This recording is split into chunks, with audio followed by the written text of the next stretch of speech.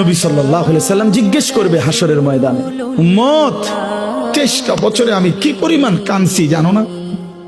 আমি আর কত কাঁদলে তুমি নামাজ পড়তে?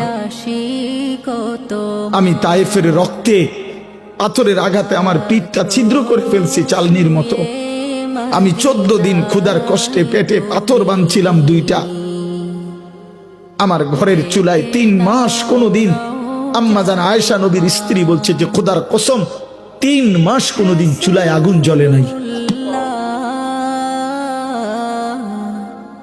দান দান শহীদ করে রক্তে জর্জরিত হলাম, কোনোদিন ঠিক মতো খাইলাম না, সারা রাত উম্মতের জন্য কাঁদলাম। বিনিময়ে আর কত কাঁদলে, আর কত রক্ত ঝরাইলে তুমি? আমি রসুলের কথা মনে করতা? হ্যাঁ বলেন।